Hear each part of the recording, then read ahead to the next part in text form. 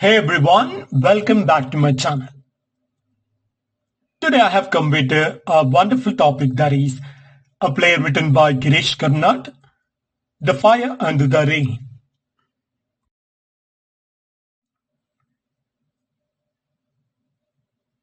The Fire and the Rain, written in 1995, published in 1998. Girish Karnad, 1938 2019.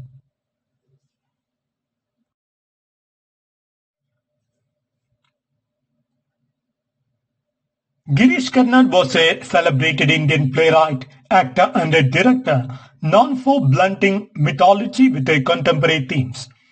The Fire and the Rain, written in 1995 and first published in 1998, is one of his most significant plays. It is based on a story from the Mahabharata, the tale of Yavakri and Raibya, but Karnad modifies the narrative to explore deeper philosophical and social issues. The play addresses jealousy, power struggles, human desire, and the quest for spiritual enlightenment, making it a rich commentary on human nature. It also examines the tension between ritualistic traditions and personal ambition, which is still relevant in a contemporary society. Girish Karnad adapted the play The Fire and the Rain into a movie titled Agnivarsha, came out in 2002, starring Bollywood actors like Amitabh Bachchan and Nagarjuna. Now let's go to the summary of the play. The play is set in an ancient kingdom suffering from a prolonged drought.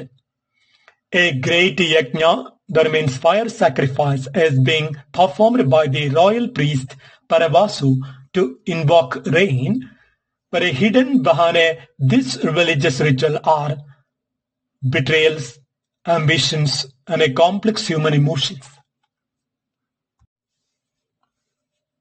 The main plot: Yavakri, the son of the sage Bharadwaj, has performed a severe penance to gain divine knowledge directly from the gods rather than through traditional learning.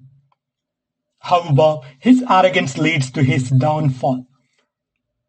Because there is another man, that is Rebya, a powerful sage and a Parabasu's father, who is jealous of Yavakri's success, but Yavakri was not at all successful and has some other hatred at him. Using his knowledge of the Vedas, he summons a demoness to kill Yavakri. Parabasu, Rebya's eldest son, is the chief priest of the yajna. He kills his own father, falsely believing him to be an obstruction to his spiritual duty. Arabasu, Parabasu's younger brother, is in love with the girl named Nitilai, a tribal girl. Their love story brings a contrast between Brahmanical traditions and a tribal simplicity.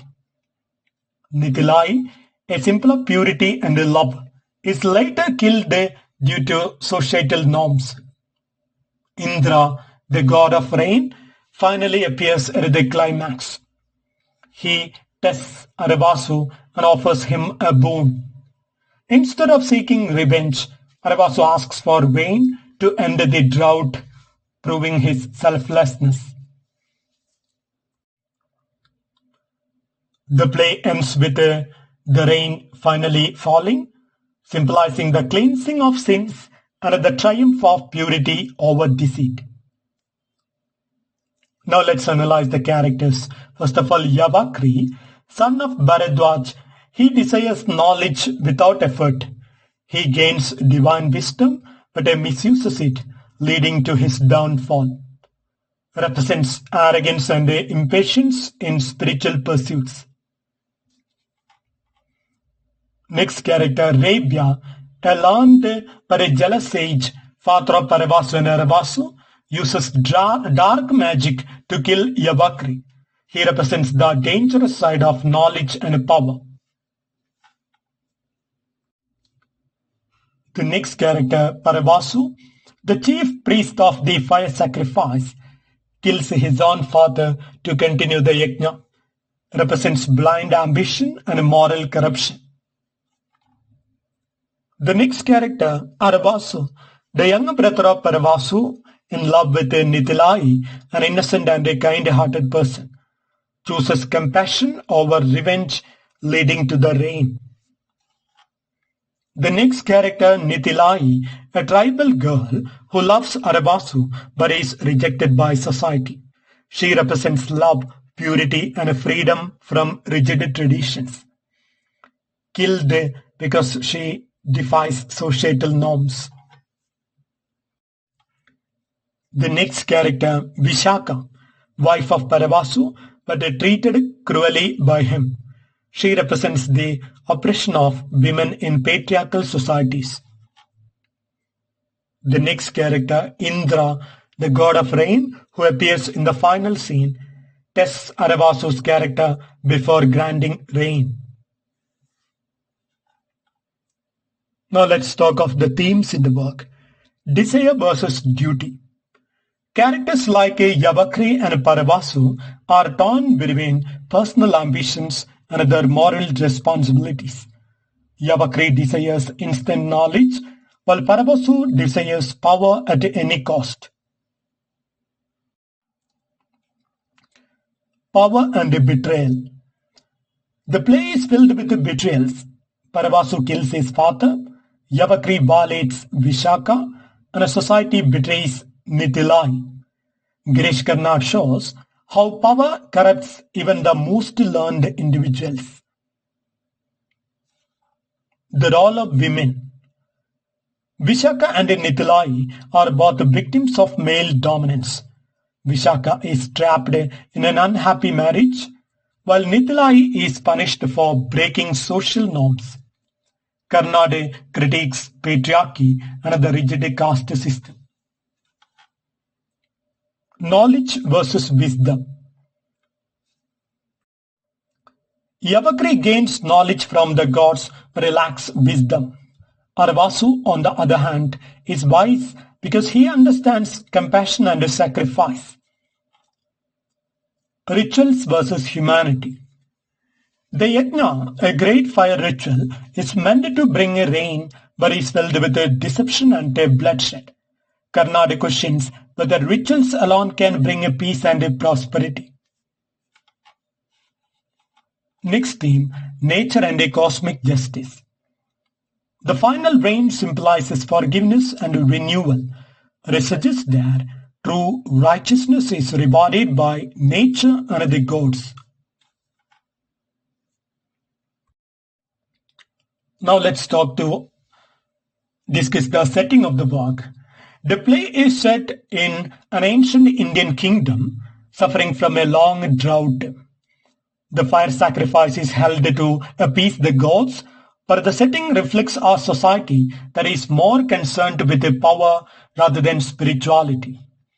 The contrast between the Brahmanical world of rituals and the tribal world of Nithilai adds depth to the setting, highlighting the tension between tradition and freedom. Criticism and interpretation. Critique of religious hypocrisy. The Brahmin priests, who are supposed to be spiritual guides, are shown as selfish, corrupt, and power-hungry. Karnad critiques the hollow nature of religious practices that lack a true faith and humanity. Feminist perspective.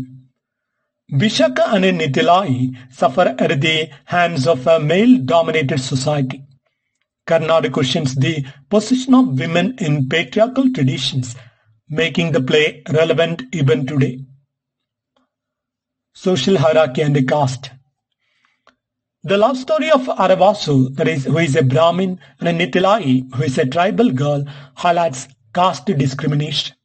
The play suggests that human emotions should matter more than the rigid social rules. Allegory for modern times. Though based on mythology, the play reflects modern power struggles, political greed, and moral corruption. Karnad uses the past to critique present-day society. Now let's talk about the literary techniques used in this play. Mythological adaptation. Girish Karnad takes a small episode from the Mahabharata and expands it into a full-fledged drama. He blends traditional mythology with modern concerns. Now let's move to the discussion of symbols used in this play. First of all, the fire represents destruction, ambition, and violence. The rain symbolizes forgiveness, renewal, and a divine justice. Non-linear narratives. The play does not follow a strict chronological order, but moves between past and present. This enhances the dramatic impact of events.